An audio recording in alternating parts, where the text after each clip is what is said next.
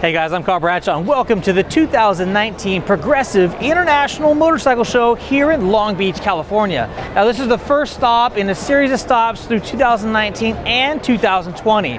Right behind me, pretty exciting, is the brand new Yamaha T7. That's something we're going to be excited to see today. Is going to be walking around and taking a look at all of the new things for the 2020 riding season.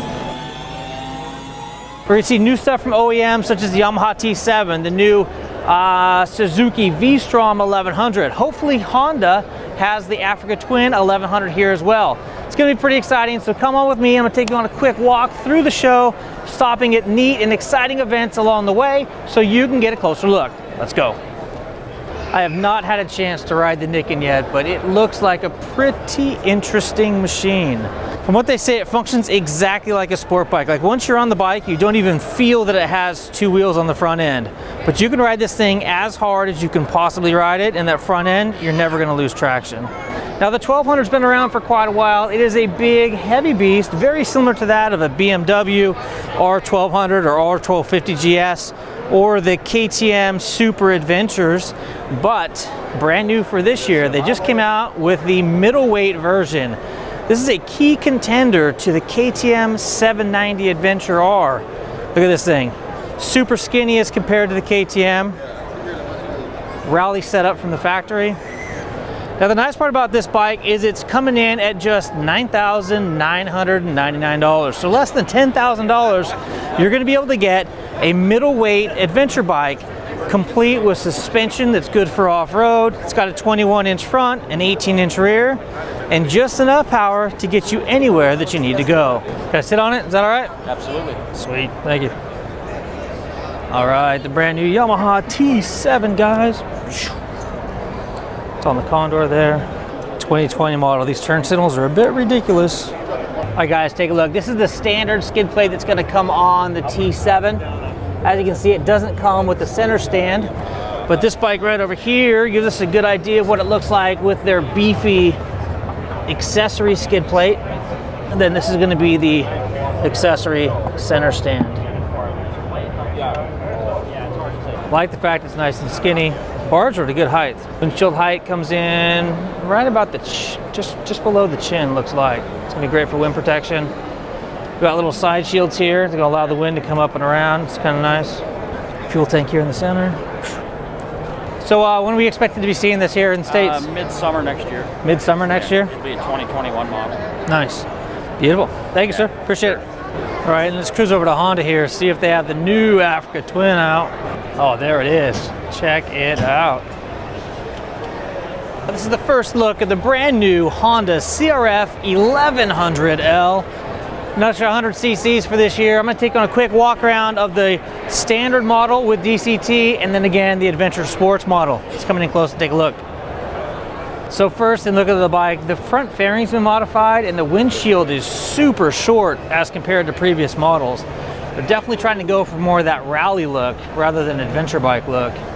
Oh look, we have cruise control now. Just set your cruise control. Whoa, this is a lot different from previous years. Take a look at this thing over here. And the actual placement of the monitor here is in a different spot on the standard versus the Adventure Sport model. It's got a different bracket here on the side that holds it.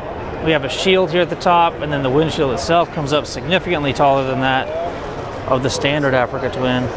Oh, take a look at that, guys. The Adventure Sport model is sporting tubeless rims. Take a look at this. Spokes come here to the outside. Unlike the rims that are on the standard Africa Twin, non-Adventure Sport, we have a standard tube type wheel over there. But look at this, tubeless. That means you can order these directly from Honda as a bolt-on replacement. Those are pretty. Take a look, we have this piece that comes down and then this red subframe that comes off the back. On the Adventure Sport model, it's quite a bit different. Or is it just covered up? So it's white and comes down. Looks like this body panel here is different. Interesting. Which look do you like, guys? This guy here? Or this one over here? And this Honda CRF 450L is an amazing machine. Definitely giving KTM a run for its money as far as the guys who already bleed red. not jumping up to 500 EXEs. This bike here is such a fun machine. Can't wait for an opportunity to test ride it. Now that we've taken a look at the Yamaha T7 and the new 1100 Africa Twin, let's go see what that V-Strom 1100 is going to look like. Ooh, is that it in gray? V-Strom 1050, look at this thing. The red color is almost an orangey color. Wow, several different colorways.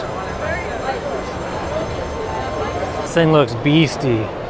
Oh, you know what? Those are the Yoshimura sequential turn signals. So these, when you turn the turn signal on, they go out like this. Each LED lights up sequentially on the way out. Super cool. That beautiful Yoshimura exhaust. Even the V-Strom got tubeless tires. Check this out. They came to the center here.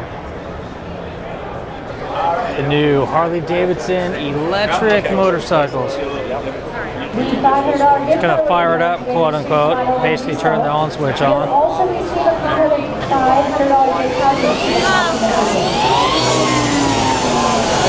So right now he's doing 45 miles up, 50 miles an hour. Back down to 45. Up to 60.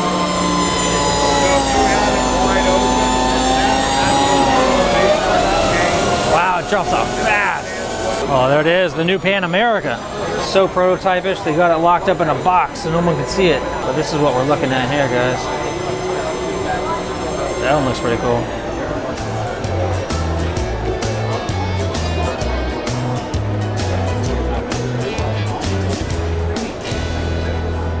Oh, look at this guy. CRF 250 Rally. It's been completely done up. Such a pretty bike. I wish I could drop a 450 in there though. I rode a 250 Rally once. The highway trip was miserable, but it would be so fantastic to drop a 450 motor in this thing. That would be the perfect little machine.